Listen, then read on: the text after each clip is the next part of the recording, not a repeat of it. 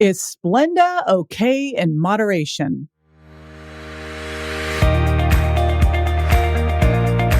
This is JJ Virgin, 4-time New York Times bestselling author, celebrity nutrition expert, and fitness Hall of Famer.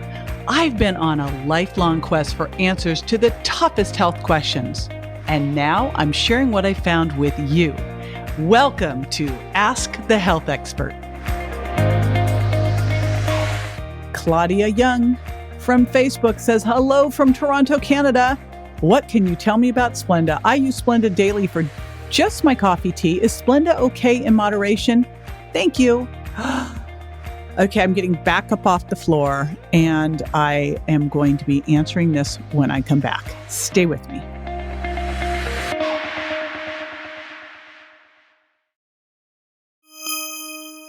Okay, Claudia, can I go on a little bit of a rant here? Now, here's the thing.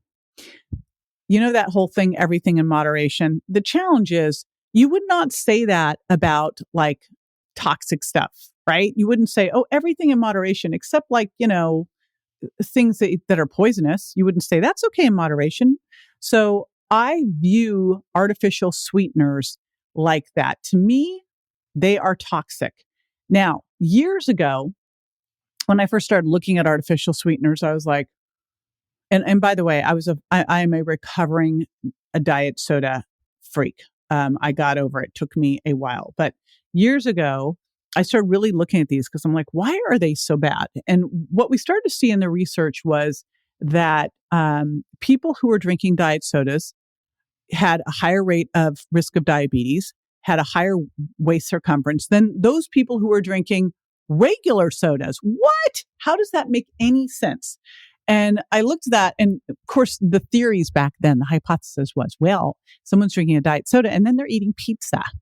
I'm thinking, that just doesn't add up. So here's kind of the way we started to look at this was, first off, there was this study done where they looked at rats drinking sugar water and allowed to eat and at will. And when they drank sugar water, they were, free feeding and they maintained their weight.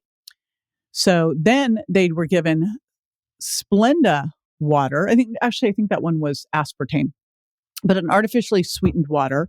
And they were then presented their food. And again, they were free feeding with their rat food and they were allowed to eat however much they wanted. And they ate the amount to maintain their weight. Then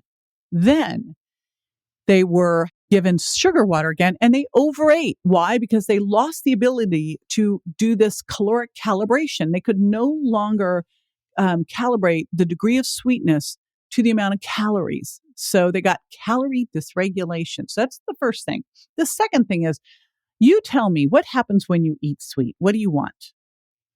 You want more sweet. We are hardwired to seek out sugar. So when you eat sweet, you want more sweet. And there's actually some genetics, it's called being a sweet taster, is the more sweet you eat, the more sweet you want. So if you eat sweet, you want more sweet, and then you eat more sweet, and then you want more sweet. So that's a problem.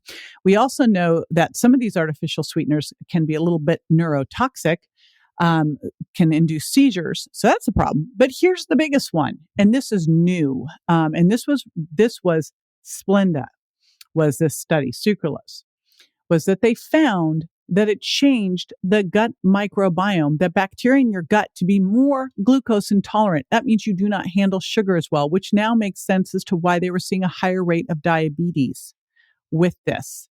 So this is not anything in moderation in my book. In my book, there is no amount of artificial sweeteners that are okay.